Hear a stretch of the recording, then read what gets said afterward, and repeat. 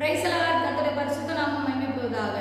ரோமர் கழுதும் நிருபம் 12வது அதிகாரம் 2வது வசனத்துல கர்த்தருடைய வசனம் இப்படியே சொல்கிறது, நீங்கள் இந்த பிரபஞ்சத்திற்கு ஒத்த வேஷம் தெரியாமல் தேவனுடைய நன்மையும் பிரியவும் பரிபூர்ணமான சித்தம் இன்னதென்று பகுத்தறியத்தக்கதாக உங்கள் மனம் புதிதாகிறதுனாலே மறுரூபமாகுங்கள் என்று வசனம் சொல்கிறது. ஆமாங்க, தேவனுடைய சித்தம் இன்னதென்று பகுத்தறியணுமா? தேவனுடைய சித்தம் என்று சொன்னால் தேவனுடைய விருப்பம் என்று சொல்லி அர்த்தம். தேவன் நம்மை குறித்து என்ன விரும்புகிறார், அதைத்தான் நாம் செய்ய வேண்டும், அதை தான் நாம் பகுத்தறிந்து நம்முடைய மனம் புதிதாக வேண்டும் என்று சொல்லி வேதம் சொல்கிறது.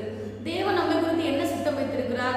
1 தெசலோனிக்கேயர் 4வது அதிகாரம் 3வது வசனத்தில் கர்த்தருடைய வசனம் இப்படியா சொல்கிறது, உங்களை அழைத்தவர் பரிசுத்தர், நீங்கள் பரிசுத்தம் உள்ளவர்கள் ஆக வேண்டும் என்பதே தேவனுடைய சித்தமா இருக்கிறது. ஆமாங்க, இந்த உலகத்துல தேவ சித்தத்தை பற்றி அநேக பேர் பேசுகிறாலும் உண்மையான தேவ சித்தம் என்ன என்பதை சொன்னால் உங்களையும் என்னையும் குறித்து தேவனுடைய சித்தம் நாம் பரிசுத்தம் உள்ளவர்களாக வாழ வேண்டும் என்பதே தேவனுடைய சித்தமா இருக்கிறது. இன்றைக்கு பரிசுத்தம் என்பது யாரிடத்திலுமே இல்லை.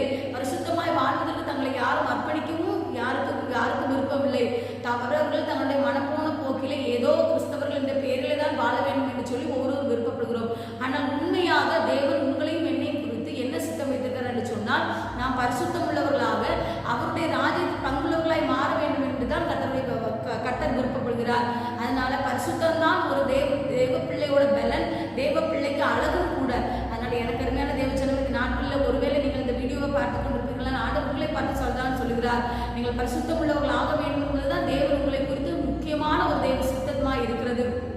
அதனால அந்த வசனம் தெளிவாக சொல்லுங்க. அதனால அநேகர் என்ன கர்த்தாவே கர்த்தாவே உமது நாமத்தினாலே தீர்க்க தரிசனம் உரைத்தோம் அல்லவா, பிசாசுகளை துரத்தினோம் அல்லவா என்று சொல்வார்கள். ஆனால் கர்த்தர் அவர்களையெல்லாம் பார்த்து உங்களை அறியேன் என்று சொல்வார். ஆனால் என்னுடைய சித்தத்தின்படி செய்கிறவன் தான் பரலோகராஜ்யத்தில் பிரவேசிப்பான் என்று சொல்கிறார். அதனால் நீங்கள் பரிசுத்தமாய் வாழுங்கள், அந்த பரலோக ராஜ்யத்துக்கு பங்குள்ளவர்களாய் மாறுங்கள். கர்த்தர் தாங்க இந்த வசனங்களை கொண்டு உங்களை ஆசீர்வதிப்பாராக. ஆமென். தேங்க்யூ.